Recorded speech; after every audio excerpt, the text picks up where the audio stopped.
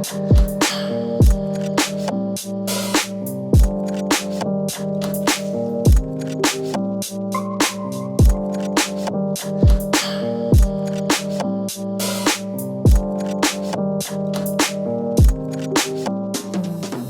folks, and welcome to another Passion for Sound audio review. Today, something a little bit different that I don't normally dabble in. It's a Bluetooth portable speaker from a company called Divoom, D-I-V-O-O-M. This thing's a pretty rugged beast. It's IPX5 rated and designed to be an outdoor go-anywhere type speaker. It was sent to me for review by Divoom and it's called the Voombox Pro. So I've run it through its paces and I'm here to let you know whether I think it's worth the $99 price tag. Let's jump in and find out.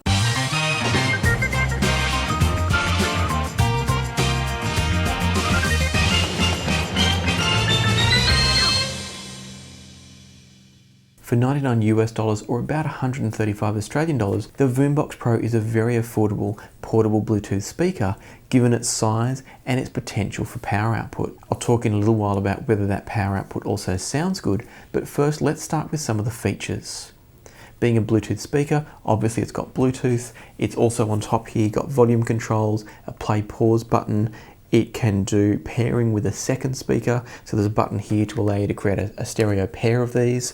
And then it's also got a little NFC tag over on the side here where you can quickly pair it through NFC rather than going through the pairing process on your mobile. You've got a grill here on the front and also on the back. In fact, I don't know which one the front or the back is, and it doesn't really matter because it's designed for what they call 360-degree sound. What that really means is it's just producing sound out of both sides. It's not, as far as I know and can tell, doing anything specifically special to create 360 presentation so much as just having speakers on both sides. Underneath each of these grills, we've got a three-way system on both sides. You've got an active woofer, you've got an active tweeter, and you've got a passive radiator. The idea of passive radiators is it creates more surface area, driving more airflow, but doesn't require the power to actually push the diaphragm. So it's working in response to the active drivers in here, in this case the woofers, driving air pressure within inside the casing and making those passive radiators move. It can be a very effective system, but it can also be fraught with danger in terms of creating phase issues and also muddying up the sound because you don't have as much tight control over a passive radiator as you do over an active driver. I'll come back to that when we get to sound quality. In addition to the features I've already shown you on top, there is a very, very tightly sealed port on the side that's actually really, really hard to get open. As you can see, still trying to get it open. Now this is a good thing that it's so hard to get open because it's part of the waterproof sealing for the speaker. But inside here, what you've got is a USB socket for charging the device. You've got an auxiliary input socket if you want to have a wired connection. And for some people, very importantly, you've got a USB socket for charging your phone. So the very, very large battery that's built into the Voombox will actually help by charging your phone while you're listening to music if you need to. Putting aside the charging, if you're not also using it as a charger at the time, the quoted playtime on the Voombox Pro is 12 hours of playback. So that's really exceptional for a portable speaker. It means if you're going out to a picnic or the beach or wherever you're taking it with you out in the backyard, you can listen to this literally all day without running out of power.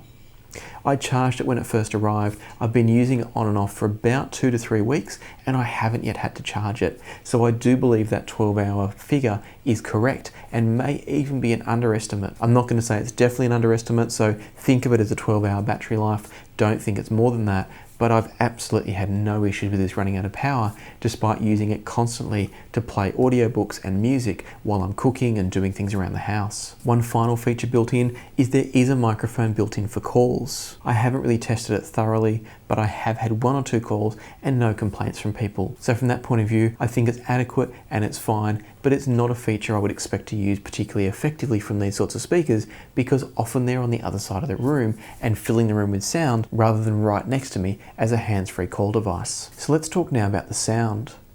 There are 2 factors, for me at least, when I'm looking at a speaker like this from a sound quality point of view. First of all, does it sound any good? And secondly, does it get loud enough for the sort of use cases where you're going to want this? Let's talk about the loudness. I tried setting this up in our dining room, which is a moderate, normal sized dining room. It's got a table that seats 3 per side and 1 at each end, so it gives you a sense it's quite a comfortable space around there. And so I put this in that dining room on the mantelpiece, and I sat at the table opposite with my DSP ears. You can't see them, they're just off camera over here, but with the ears set up and doing an SPL measurement. What I found was that before the phone even got to full volume through the Bluetooth, I was getting 90 decibels of sound output in a moderately sized room, sitting about sort of 2 meters, 6 feet away from the speaker. So this is going to produce plenty of sound. I'm not suggesting you'd be having a party with one of these, but definitely if you're doing work outside, you're having a picnic, you just want general music around you, even at a fairly decent volume, this is absolutely going to do the job for you. In terms of the overall sound quality, I'd describe it as acceptable.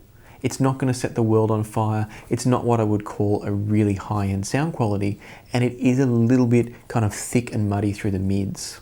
The bass is decent, the overall balance of the sound signature is decent, but it felt to me like it needed a little bit more out of the treble to offset some of the impact that I think that passive radiator is having.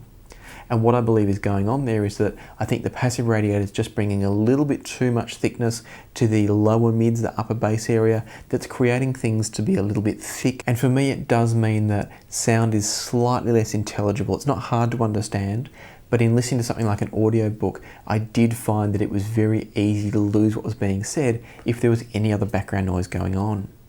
Whereas my Bose SoundLink 2 speaker, the little mini one, that's no problems at all because it's got slightly better treble quality.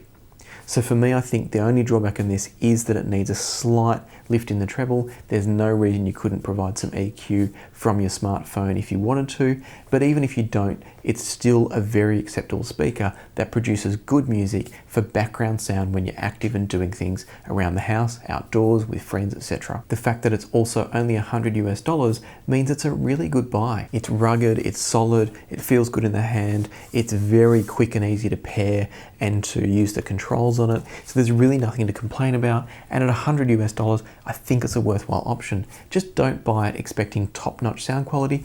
Buy it knowing that it's for background music, audiobooks, things where you don't necessarily care about the absolute last little bit of detail, resolution, and tonal balance, and all you want is something that's good enough and loud enough to do the trick. That's where the Voombox Pro is great. If that sounds like something that's of interest to you, I'll pop a link down below where you can go and buy it. It is an affiliate link that will help to support the channel, so thank you for any of you that buy through there. Thanks again to Divoom for sending out the Voombox Pro. It's nice to try a product that's a bit different to the usual, and hopefully some of you found it useful. If you did find it useful, please think about hitting the subscribe button and the like button. It really helps the channel out and helps to give us exposure to more brands like Divoom who can send us products for review. For now though, I'll leave you to the music. Happy listening, and I'll see you here next time on Passion for Sound.